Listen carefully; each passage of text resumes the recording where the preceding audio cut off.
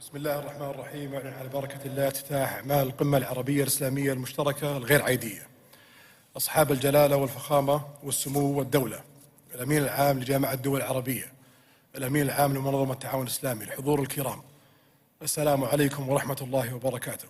يسرنا نيابة عن سيدي خادم الحرمين الشريفين الملك سلمان بن عبد العزيز آل سعود أن نرحب بكم في بلدكم الثاني، وأن ننقل لكم تمنياته بنجاح أعمال هذه القمة.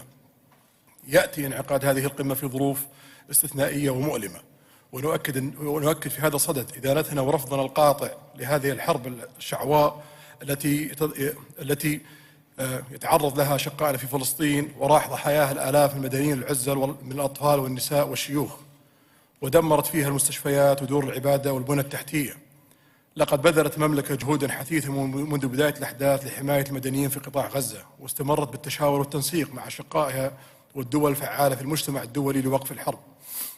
ومن هذا المنطلق نجدد مطالبنا بالوقف الفوري للعمليات العسكرية، وتوفير ممرات إنسانية لإغاثة المدنيين، وتمكين المنظمات الدولية الإنسانية من أداء دورها. كما نؤكد الدعوة عن الإفراج عن الرهائن والمحتجزين وحفظ الأرواح والأبرياء.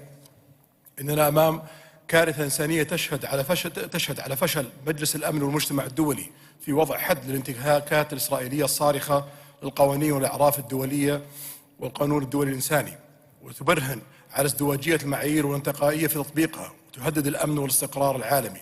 ولذلك فإن الأمر يتطلب منا جميعا جهدا جماعيا منسقا للقيام بتحرك فعال لمواجهة هذا الوضع المؤسف. وندعو إلى العمل معا لفك الحصار بإدخال المساعدات الإنسانية والإغاثية وتأمين مستلزمات طبية للمرضى والمصابين في غزة. أصحاب الجلالة والفخامة والسمو والدولة، تؤكد المملكة رفضها القاطع لاستمرار العدوان والاحتلال والتهجير القسري لسكان غزة، كما تؤكد تحميل سلطات الاحتلال مسؤولية الجرائم المرتكبة بحق الشعب الفلسطيني ومقدراته. وإننا على يقين بأن السبيل الوحيد لتحقيق الأمن والسلام والاستقرار في المنطقة هو إنهاء الاحتلال والحصار والاستيطان، وحصول الشعب الفلسطيني على حقوقه المشروعة، وإقامة دولته المستقلة بحدود 67 وعاصمتها القدس الشرقية، وهو ما يضمن استدامة الأمن واستقرار المنطقة ودولها. والسلام عليكم ورحمة الله وبركاته.